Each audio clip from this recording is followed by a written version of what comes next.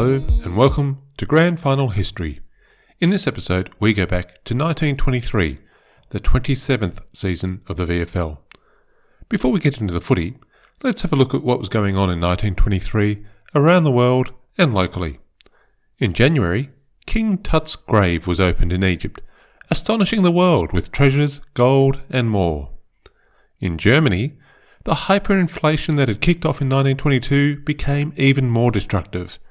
In July, the number of German marks needed to purchase a single American dollar reached 353,000, more than 200 times the amount needed at the start of the year. It would eventually reach 4 trillion in November. Also, in November, Adolf Hitler led an unsuccessful attempt to overthrow the government. Sadly, this won't be the last we hear of him. In September, an earthquake magnitude 7.9 hit Tokyo and Yokohama in Japan, killing more than 140,000 people. Construction of Parliament House, or the old Parliament building now, began in Canberra in August. It would be ready for use in 1927, which meant, for now, Federal Parliament continued to meet in Melbourne. 1923 also saw the start of radio broadcasting in Australia, which, in time, would become pivotal to the promotion and growth of football and the VFL.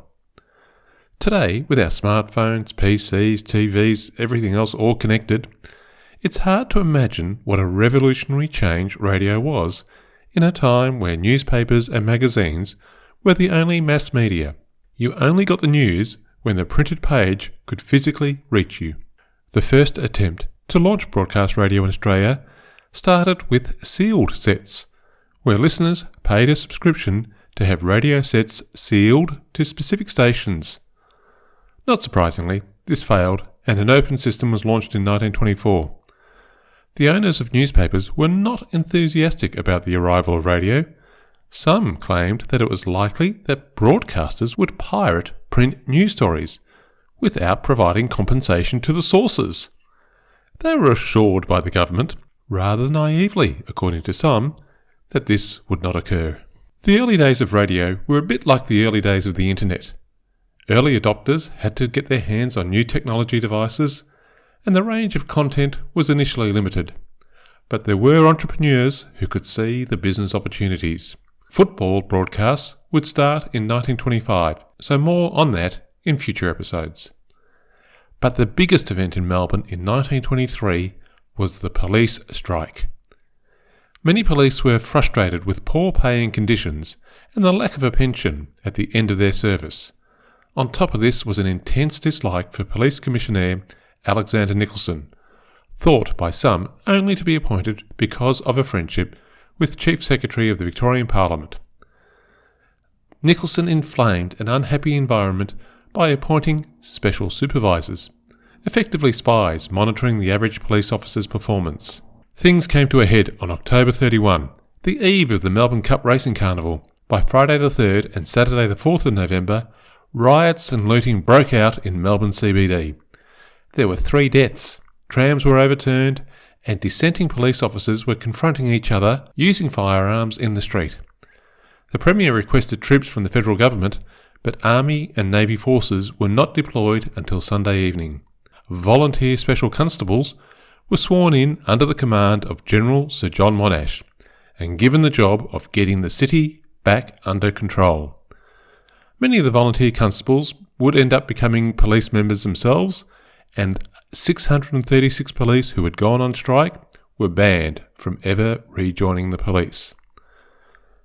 The rioting and looting was quickly attributed to Melbourne's criminal element by all of Melbourne's newspapers, but subsequent court records show that most of the offenders who were apprehended were young men and boys without criminal histories, clearly trying to take advantage of the circumstances. The subsequent Royal Commission into the strike, led by Sir John Monash, recommended higher wages, better conditions and a pension, which might have avoided the strike and the riots from ever starting had they been implemented earlier. The Commonwealth Government wanted it all forgotten, prohibiting the export of any newsreel footage of the anarchy, lest the rest of the world see Australia's shame. So after all that drama, let's focus on the football. and 1923 saw the entry of one of the VFL's most famous characters, when Lou Richards was born in Abbotsford in March. He will make his debut in 1941, so we will pick up his playing and long media career in future episodes. Focusing on events that impacted season 1923, we can start with the news in January that the VFA and VFL formalised the agreement to ensure players needed a clearance to move between either competition. The agreement was set for 5 years and was expected to reduce the increasing cost of player salaries, as players had been taking advantage of the opportunities offered by clubs. Without a clearance, a player would have to stand down for 3 years, which would end most careers. There was even an agreement to meet twice per year to discuss matters of common interest. We will see how long the peaceful relationship is maintained. April saw the clubs returning to training, with new recruits lining up at each club, keen for a game. The grounds were noted as being hard and in need of some rain. Perhaps that's why some players chose to wear their boots for some time before inserting stops. St Kilda's Dave McNamara, one of the standout players of the era, was preparing for his 19th and final season. He wrote an article for the Sporting Globe on how he had kept himself fit and prepared for the game over all those years. He advised moderation in drinking, while recognising a couple of glasses of beer after some hard training would do no harm, but too much drink was not a good thing. And as for smoking, he said inhaling of cigarette smoke was no good for the lungs, and he advised players to leave smoking alone as much as possible in winter. He did admit to taking up smoking himself in the last couple of years, but preceding Bill Clinton by about 70 years, McNamara said that he never inhaled. The Junior Football League looked to strengthen their ties with the senior VFL competition by renaming their teams to align with the VFL clubs. For example, the Carlton junior team would become known as the Carlton Second 18. And St Kilda would return to their traditional red, white and black this year, after switching to red, yellow and black during World War I. These were the colours associated with Belgium, while red, white and black were, at the time, Germany's colours.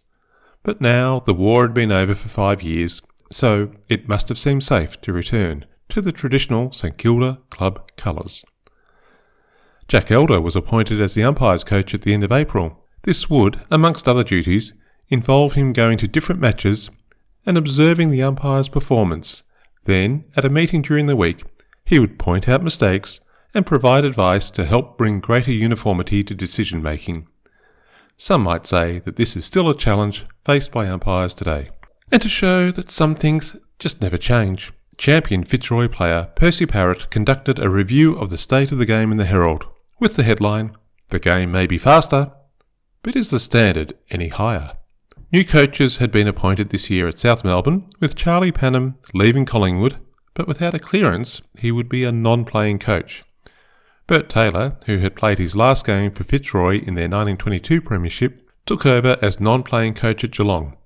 He was a police constable and he had been stationed in Geelong for a couple of years already, so the travel each week to play for the Maroons had got too much.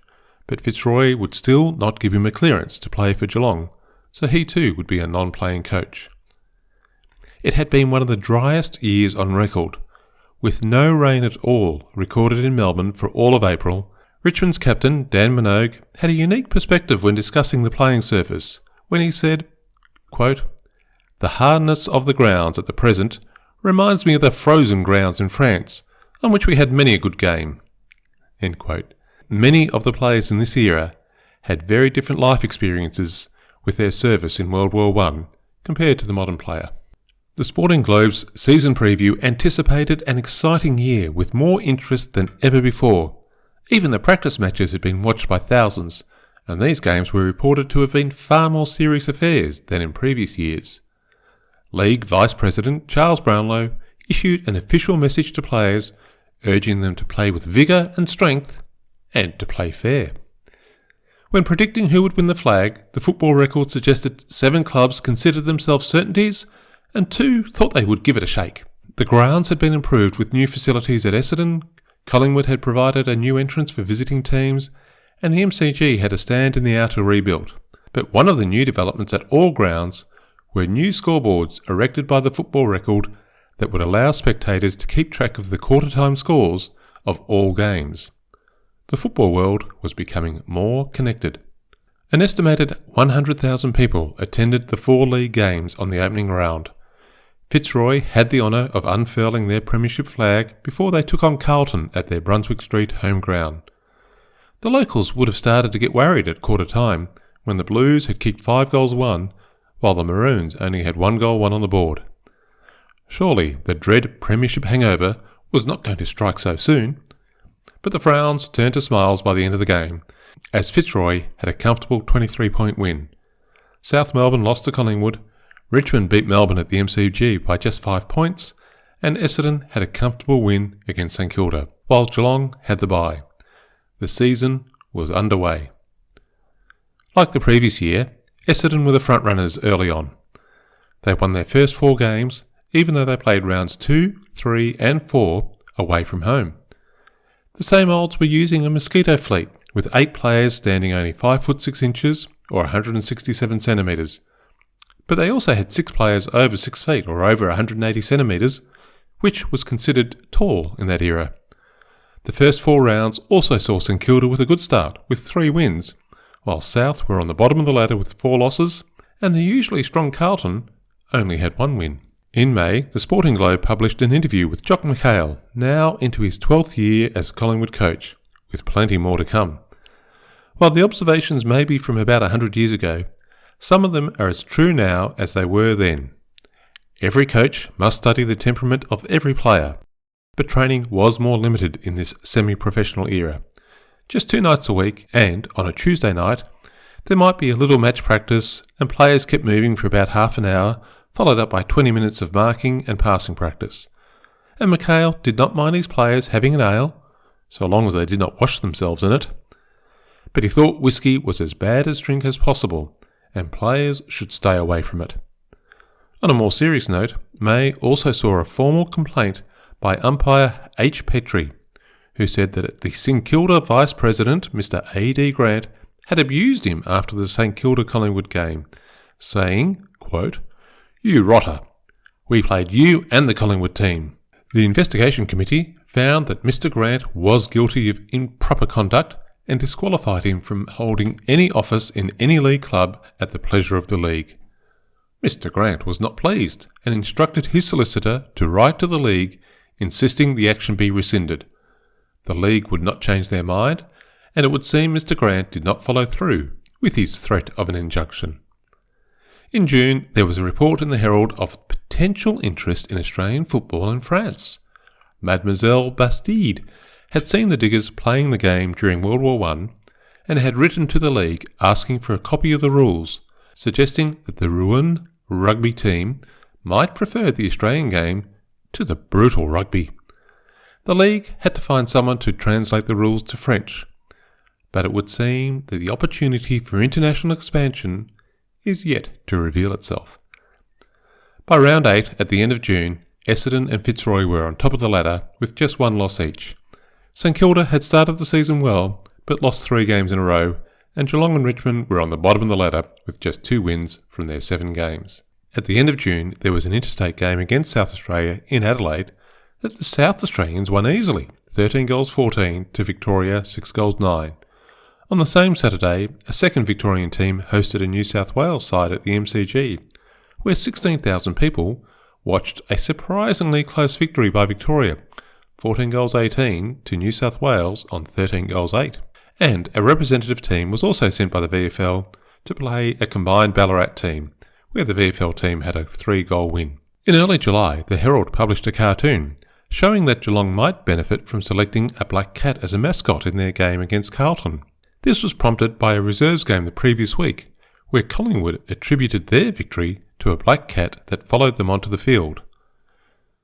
Well, Geelong then did beat Carlton, moved themselves off the bottom of the ladder, and the cat mascot stuck. I've included a copy of the cartoon on the grandfinalhistory.com.au website if you want to see where Geelong and the Cats all started.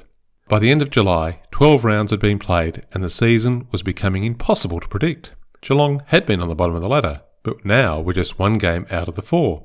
Essendon were comfortably on top with 9 wins, but Fitzroy, who were second, had just lost 3 games in a row.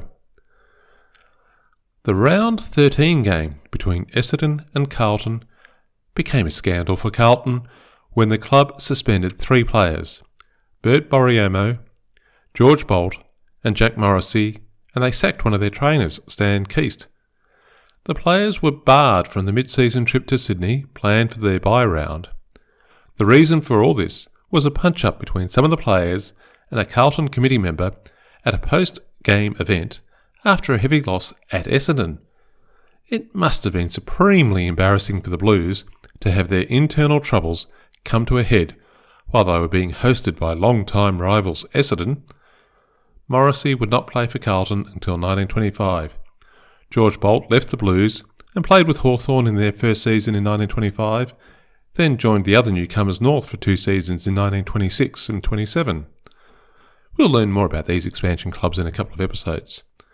Bert Borriello's crime had been to criticise his captain-coach, Horry Clover. He refused to play for Carlton again, but the Blues refused to give him a clearance until 1926, when he played 1 season for Richmond. It was not a happy season for Carlton. After round 16, there were 2 games left in the season. Essendon was still on top, and Fitzroy had benefited from their bye, which broke their run of losses. They had won 3 games in a row and were comfortably second. St Kilda were third ahead of Geelong, both on 8 wins, and they would have been thinking about finals, but South Melbourne on 7 wins and Collingwood on 6 wins still held out hope of making the Final 4. In round 17, Collingwood kept their slim hopes alive with a win over Fitzroy, while Geelong lost by just 2 points against Essendon.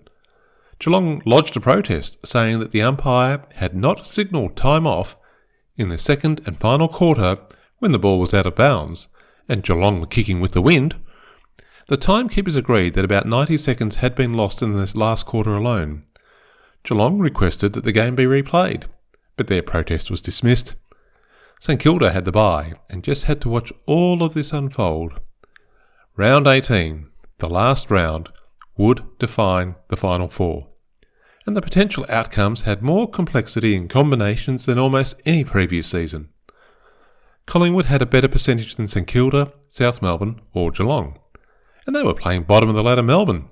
A win would get them back in the 4. Geelong were playing Carlton at home. A win should see them in the 4, but if they lost and Collingwood beat Melbourne, that might end their season. And South were playing St Kilda. Whoever won that game would make it into the 4, but the loser may not be out of the 4. And while neither Carlton nor Melbourne could make the 4, most teams want to win their last game of the season, regardless of where they are in the ladder, and if they can stop their opponents getting into the finals, well, that just adds something to the mix. While all this was going on, the team at the top of the ladder, Essendon, had, coincidentally, a bye. They could just sit back, watch the drama unfold, knowing that they had the right of challenge locked up. South Melbourne versus St Kilda at the Lakeside Oval was the match of the round.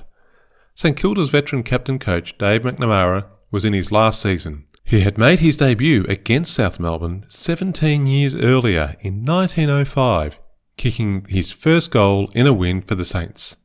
Roy Cazaly was a household name. He had started his career with the Saints before moving to South in 1921, where the "Up there Cazaly" call was born. He'd been reported the week before against Richmond, but was cleared to play.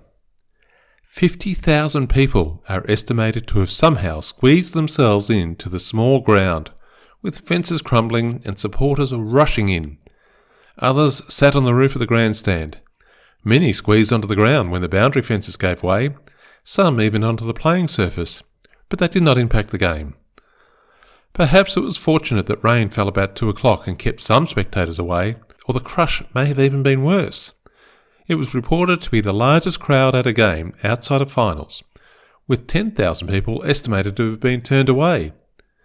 Despite all the potential dangers of overcrowding, the only injury reported was one man who hurt his finger when the fence gave way. After all of the build-up and the immense crowd, South led all day. The Saints got to within 7 points at three-quarter time, but a strong last quarter saw South Melbourne win by 20 points. They were through to the finals. St Kilda then learnt that Geelong had easily beaten Carlton down at the Cryo Oval, and South and Geelong were into the 4, and St Kilda had missed the finals again, despite being in the 4 since the end of round 9. During the season, every team except Carlton had been in the 4 at some point, but now it was finals time. The first semi-final would be Fitzroy versus Geelong, and the following week a well-rested Essendon, with the bye and a week off watching the first semi-final, would take on South Melbourne. The first semi-final took place on Saturday the 22nd of September. There were 5 special trains organised to leave Geelong to get their supporters to the MCG on time. In previous years, Geelong members had the unusual benefit of gaining admittance to any final by just showing their membership ticket and a train or boat ticket for the day, even if Geelong weren't playing. This was a recognition of the harder time that Geelong supporters had in getting to games throughout the season. But this year, as their team was playing in the semi-final, only membership cards were required to get into the outer. Grandstand seats were available for 1 shilling and 9 pence. Geelong had beaten Fitzroy twice in the season, but just by 10 and 5 points on each occasion. Geelong had an almost full list to draw on for the semi-final, except for wingman John Jockey Jones, who was out with a bad shoulder. He was replaced by Jim Matheson, back for his first game since round 16, where he had suffered a thigh injury. But the selectors made a dramatic change which had unintended consequences. In a bombshell, they dropped captain Bert Rankin after some disappointing games in his usual position in the centre and having played at full-back in the final game of the season in the win against Carlton. They assumed his brother Cliff would take over as captain, but Cliff refused to play, supporting his brother. That left Alf MacArthur to take over as captain in a very unsettled approach to the most important game of the season. Bert Rankin retired immediately as captain and player. The Herald cartoonist Wells had not picked up on the shock development of Cliff Rankin's refusal to play, and he had drawn the Geelong Black Cat again, with Bert Rankin, hoping that the Cat would bring their team victory under his brother Cliff. Despite all the excitement in Geelong and their hopes of making their first final, it was a game dominated by Fitzroy. The Maroons were in front from the start, and an 8-goal third quarter ended any hope for the Geelong supporters. The game was noted more for its spite and violence, despite no players being reported. Monday's Herald, the Age and the Argus all called for a league inquiry into the crude and brutal exhibition. As described in the Argus, Fitzroy had decided to target key forward Lloyd Hagger, which led to reprisals by Geelong players that escalated into a very unpleasant game. Fitzroy's Ern Elliott left the ground with a broken shoulder, and Fred Williams had sprained his ankle. Perhaps the clearest comment on the game was the silence at the end. Nearly 60,000 people were at the MCG, but as Fitzroy left the ground, there was barely a hand clap or a cheer. At the Permanent Umpires Committee meeting on the Wednesday following the game, the lack of action by any of the umpires was the main talking point. All umpires were suspended from the next game at least, pending a follow-up meeting on the following Wednesday, where they would be interviewed and asked to account for their actions, or more importantly, their lack of action. After all the turmoil and discussion about the bitter first semi-final and the league's decision to have a special meeting the following Wednesday, the football public realised there was another semi-final match to be played on Saturday. Essendon were taking on South Melbourne.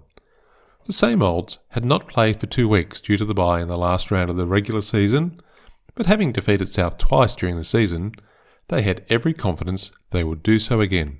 But South were up for the game, and after a close first half, Essendon had just a 4-point lead, and things got tighter in the third quarter, where South trailed by just 2 points. But the final term belonged to South. With 4-1, the Lakeside team had shown they were not just in the 4 to make up numbers. They were through to the final against Fitzroy, leaving Essendon relying on their top-of-the-ladder right of challenge. The game was a much more sedate affair than the previous week. It seemed that even the South and Essendon players realised there needed to be a winding back of the vigour shown in the previous semi-final.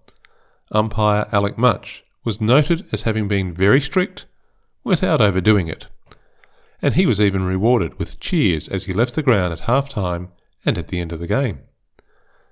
South Melbourne would be taking on Fitzroy in the final. It was a great effort by South Melbourne under their new coach Charlie Panham. The Lakesiders were the 1922 wooden spooners, and now, as Essendon had done the previous year, they had risen to the final. Could they go all the way? Fitzroy were looking to defend their premiership, but they had to wait for the special meeting of the league investigating the spiteful first semi-final to know which players would be available for selection. They were already going to be without Ern Elliott and Fred Williams due to injury. The league met on the Wednesday night before the final, with the press being denied access to the deliberations. First up at 7:30 were the umpires and permit committee, who quizzed the officials about their lack of action.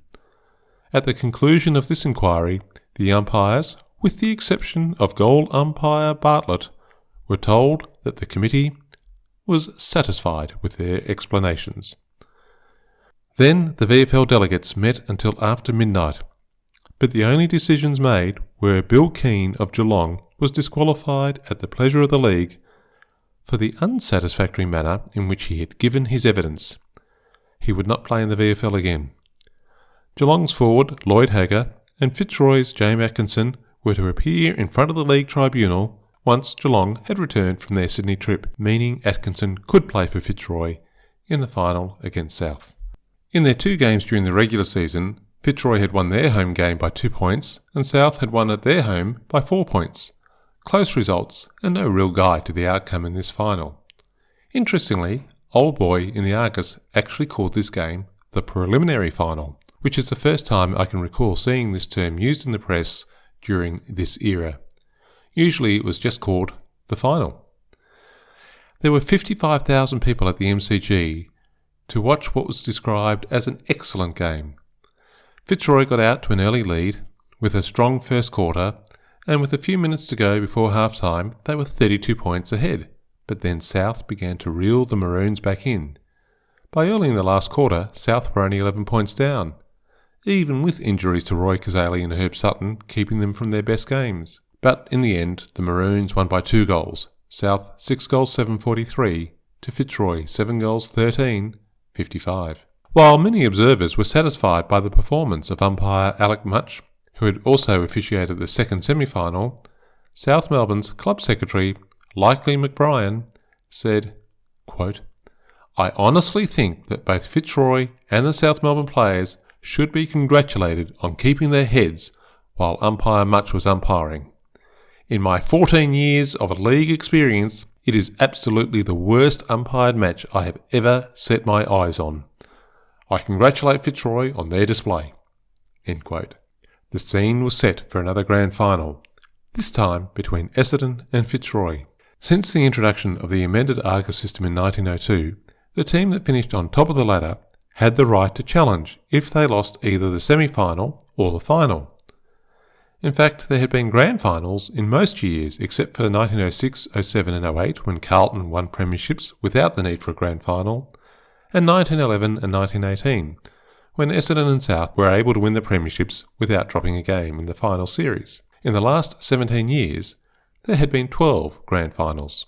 For a season that had started out in one of the driest periods on record, prospects for the premiership game seemed in doubt on the Friday afternoon after a week of wet weather. The Friday Herald had a picture of the water-sodden MCG with the headline, "Water polo or football?" with water reported to be 6 inches deep on many parts of the ground. And it turned out to be no football at all. The Adverse Weather Committee met in the morning, and after inspecting the ground, the game was postponed. It was not the only event delayed. The Caulfield Guineas was rescheduled to the Monday, and it was a quiet day inside for most Melburnians. It was the first time a grand final had been delayed, but the 1918 second semi-final had also been postponed due to the weather, as had a small number of home and away rounds. But now the grand final would clash with the Caulfield Cup, as it had in 1921 when Richmond won, and being held on the 20th of October, the 1923 grand final holds the record for the latest day in the year for a grand final, a record unlikely to be broken. While news of the postponement was shared by telegram, telephone and tell a friend, there were some country trains that had already departed, bringing some soon-to-be disappointed spectators to Melbourne, where football, races and other events had all been cancelled. Perhaps they went to watch the Yarra River in flood. There was an attempt to play the reserves grand final at the South Melbourne ground. Richmond were keen as they had already booked a trip to Tasmania for the following week. But Geelong had 2 of their players missing after learning of the postponement of the senior game, so this match and the Tasmanian trip would have to wait another week. Essendon's captain-coach was ruckman Sid Barker, a veteran player who had represented several clubs. His career began in 1906 at the VFA Essendon club. Then, in 1908, he had played a season for Richmond in their first year in the VFL, but then it was back to the VFA with North Melbourne. The tumultuous events of 1921, when North disbanded in a wild plan to merge with Essendon, saw Barker move, with a number of other North players, to the same olds mid-season. But when Essendon decided that Windy Hill would be their home ground, and not Arden Street, the merger plan fell apart. However, Barker could not get a clearance to move back to the reformed North Melbourne, so he stayed an Essendon player, becoming captain-coach in 1922. He would retire as a player at the end of 1924, although continued as coach before returning to North Melbourne in 1927, their third year in the VFL, for 9 games. While he may not have been a brilliant player, he was noted for good use of the ball, and he was considered a fine leader, a sound judge of human nature, and always got the best out of his players. He worked as a fireman and sadly died in 1930 at the Hoddle Street Station in Abbotsford, aged just 42. Fitzroy's captain was Gordon Rattray, a half-forward flanker who'd made his debut in 1917, playing 6 games, including a loss in the grand final, but missed the following 2 seasons, having enlisted in the army and served in France, where he suffered injuries from a poison gas attack near the end of the war. He returned to Australia in January 1919 and restarted his playing career that same year, winning the Fitzroy Best and Fairest, in which he also won in 1921. Roy Cazaly credited Rattray with inventing the torpedo punt kick, and he was known as one of the longest kicks in the league, but also able to pass accurately. He was appointed captain in 1923 after the retirement of Chris Lethbridge. However, in 1924 he wanted to transfer to Melbourne, having been appointed coach, but because he lived in Fitzroy and the club would not give him a clearance to play, he would become the VFL's youngest non-playing coach, coaching Melbourne to 4 wins. Then, in one of the most unusual selections for a finals game ever, he was selected by Fitzroy for their 1924 semi-final game against Richmond. More about that next episode. In 1925, he moved to Brighton as playing coach and took them to 2 grand finals, and had 2 stints coaching Fitzroy, in 1928 where he played 5 games, and as non-playing coach from 1937 to 1939. Fitzroy's coach for this grand final would once again be Vic Belcher. A Premiership coach in his first year at Fitzroy in 1922, he was looking to collect 2 premierships as a coach to match the 2 that he'd won as a player for South Melbourne. He would coach the Maroons until 1924, then moving to Tasmania to take up 1 season as playing coach with the City Football Club in Launceston. He returned to coach Fitzroy in 1926 and 27, and then had a year as playing coach for East Brunswick in 1928. Having grown up in the Brunswick suburb, it may not be a total surprise when he also had a year as non-playing coach for Brunswick in the VFA in 1932. This was the first grand final after the retirement of umpire Jack Elder, who had umpired 10 grand finals up to 1922. The VFL would now have to look for a new grand final man in white to take over from the role owned by Elder. Over the last 15 grand finals, there had only been 4 different umpires: Jack Elder for 10, Arthur Norden who had 3, and Harry Rawle and Jack McMurray Sr., who both umpired 1 match each. In 1923, the honour went to former Collingwood 2-time Premiership player Alex Much. Having played for Collingwood in 144 games from 1911 to 21, including premierships in 1917 and 1919, and runners-up in 1915 and 18, he had debuted as an umpire this season. He would join fellow Collingwood player Lardy Tulloch with the rare experience of winning a Premiership match as well as umpiring one. He had umpired the second semi-final and the final game and been recognised as having done a good job after the strife of the first semi. But it is astonishing to note that this was his first year as umpire and he had only umpired 7 games before the finals. The Herald expected Fitzroy to win, as did most of the expert opinions gathered from coaches and captains of other clubs. Essendon were in the weird situation of playing just their second game in 6 weeks, having had the bye in the last round of the season and then been waiting 2 weeks after their semi-final due to the grand final being postponed. It was yet to be seen if the lack of playing would make them fresher or leave them behind a match-fit Fitzroy. Essendon had sprung a surprise selection, choosing ruckman George Rawle at 33 years of age, the oldest player to make their debut, and also debuting in a grand final. He was the playing coach of the Essendon reserve side and was one of the North Melbourne players that had made their way to Essendon, although he had started his career at the VFA Essendon team as well. Over 46,500 people were at the MCG for this grand final. The crowd, down on previous years, perhaps because of the competition from the Caulfield Cup and the disruption to people's plans due to the postponement from the week before. Never again would a grand final be played so late in the year. The curtain raiser was the reserves game between Geelong and Richmond. Geelong had beaten Richmond in the second semi-final, but the Tigers had used their right of challenge to take on Geelong in this Premiership match. And again, Geelong came out comfortable winners, 9 goals 12-60 to Richmond's 5 goals 10-40. After all the drama about weather and ground condition the previous week, the grand final opened up under sunshine on a perfect surface, with only a little wind favouring the punt road end. Despite topping the ladder, Essendon had lost both games to Fitzroy in the regular season, giving the Maroon supporters hopes for another victory. Fitzroy had the win in the first quarter, but it was Essendon who got the first score of the day, with ruckman Norm Beckton kicking a point in the opening 2 minutes. This was then followed by Essendon's champion full forward Greg Stockdale kicking the first goal for the day and his 67th for the season, a then VFL record. A great individual achievement, but the focus was on the game. Well, George Rawle was having a good first quarter, according to the Argus. He was slow, but busy, hard, but fair.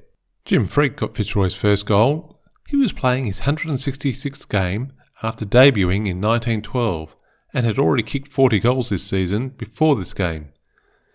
He would get his second goal after the bell had rung to end the quarter, coolly waiting until umpire Much cleared the Essendon players away before sending his place kick through the centre. Freak had seen his goal-kicking record of 66 in a season, held with Dick Lee, broken that quarter, but he had helped his team take the narrowest of lead with 2 goals.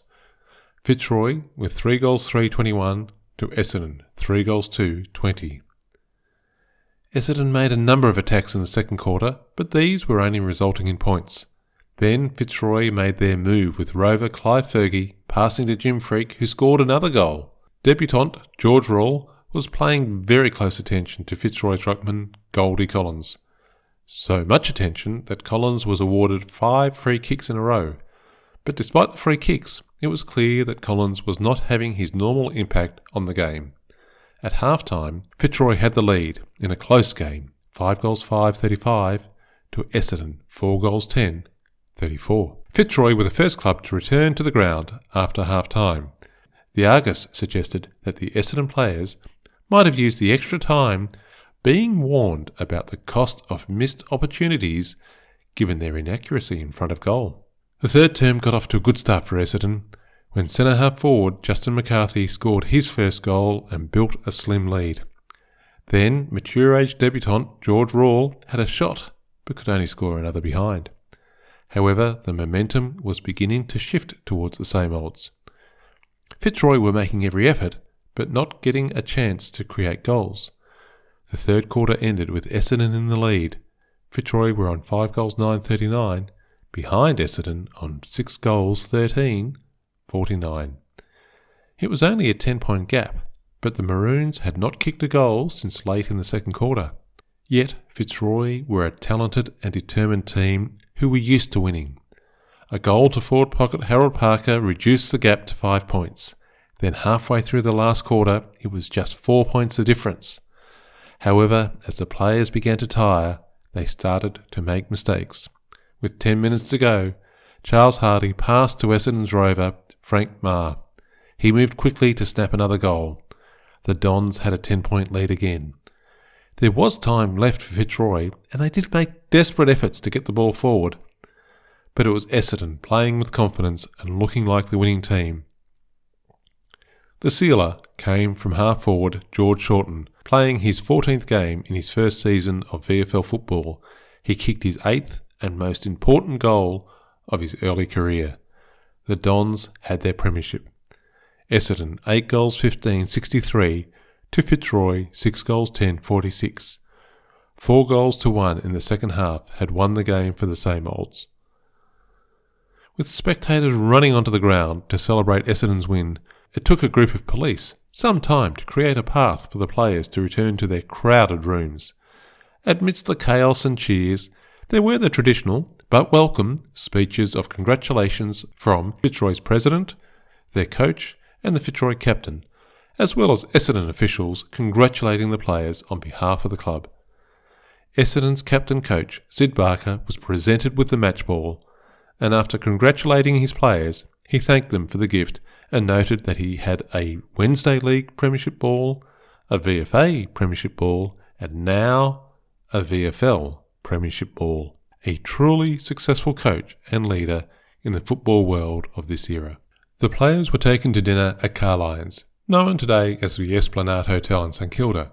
After a drive around the St Kilda Esplanade, the Essendon players were then driven to Puckle Street in Essendon, arriving at interval time for the big picture theatres. The crowd came onto the street and cheered the players as they paraded up and down Puckle Street. The team had come home to Essendon to play in 1922, and now, just 1 year later, they had brought their 5th premiership home with them. The celebrations continued into the Sunday with a drive out to Lilydale, which must have been quite an excursion, and plenty more events were planned to mark the occasion and recognise the successful efforts by the players. In this time before radio was common, there were some interesting ways of sharing the news of the premiership win. The Sporting Globe reported that the Herald building flew a red flag on its roof to signal an Essendon win. Then the Herald plane, yes, there was a Herald plane, having seen the red flag marking the Essendon's triumph, flew over the MCG and onwards to the Caulfield racecourse, packed on Caulfield Cup Day, where the pilot shot off red flares to share the news of Essendon's victory with spectators. It seems the pilot then flew all over Melbourne, presumably sending off more red flares. Not sure what colour flares would have been used for a Fitzroy win, but still, I think the AFL should look at reviving this tradition as part of the post-Grandfinal entertainments. In mid-November, the league finally got around to hearing the cases from the first semi-final, held on the 22nd of September. Nearly a month later, the players and officials gathered to address the cases referred by the league, given the umpires on the day made no reports. First up were Lloyd Hagger from Geelong and James Atkinson from Fitzroy. Were they trying to stand on each other's toes? Were there kicks between the two players aimed at ankles? Or, as the players both suggested, were they simply trying to stand in front of each other? The tribunal decided there was not sufficient evidence to take action, and Hagger and Lloyd were free to go. Then there was the incident between Geelong's Stan Thomas and Fitzroy's Jimmy Freak, who had been knocked out. Freak did not know who hit him. Thomas said that some part of his body had hit Freak, but it was not his fist. Again, the tribunal decided that the case could be dismissed. So despite the outrageous supporters on the day, the unanimous condemnation and calls for an investigation by all the newspapers that reported on the game, and several league meetings, Bill Keane of Geelong was the only player suspended, and the reason given was the manner in which he had given evidence, not any incident that occurred on the ground. Not sure if everybody was satisfied with this result, but the season was over, and perhaps it would all be forgotten by the next year. There was much discussion again this year regarding adding a team to the VFL to make the competition 10 teams, removing the need for a bye each week. In October, the league received applications from Brunswick, Camberwell, Prahran, North Melbourne, Footscray and Hawthorn. But, as in previous years, the league held back from admitting any additional club, the challenge of redrawing the districts in an acceptable manner for all clubs being one of the barriers. Also adding to the difficulty was the need for a 75% majority of the delegates for any change. And just before we finish this episode, there have been some interesting what-if scenarios to do with grounds for VFL football in this early part of the 20th century. In 1920, there was a proposal to develop a football ground on the site of an old cycling velodrome at the Exhibition Gardens. Essendon's eventual move in 1922 to Winter Hill was a saga that saw them possibly playing at Arden Street, or even the suggestion of sharing Victoria Park with Collingwood. Now, in 1923, the VFL told Collingwood they would have to find a new home ground for their next season. The problem could be traced back to the decision in 1921 by the Ground Management Committee that membership tickets had to increase in price to 7 shillings and sixpence. The league eventually agreed on the proviso that cricket club memberships at the same grounds were raised to 25 shillings. But the Collingwood City Council pushed back and they would not enforce the increase for the Collingwood Cricket Club. The league was adamant if the cricket club membership did not increase, the Magpies would have to find a new home. The Sporting Globe reported that there were arrangements for Collingwood to play at the MCG, which would have been 70 years before they started playing regularly at the G in the 1990s. In the end, the council would relent and Collingwood did not have to move. But it is a delightful what-if scenario. Would the Magpies have been the mighty club that they are if they had been forced out of Victoria Park in the early 1920s? And just to show that some things remain the same regardless of the era, especially players misbehaving on end-of-season trips, 3 St Kilda players were sent home from their trip to Sydney, with further action pending by the St Kilda Committee. We'll leave season 1923 there and look forward to the next episode for 1924, where one of the foundation members of the VFL will leave the scene, but their name will be commemorated so we still recall their contribution today. If you've enjoyed Grand Final history, please leave a review wherever you get your podcast from. The more goals we kick, the easier it is for others to find the podcast. If you have any questions or you want to leave feedback, please email me at info@grandfinalhistory.com.au or check out the grandfinalhistory.com.au website or Facebook and Twitter for more Grand Final history.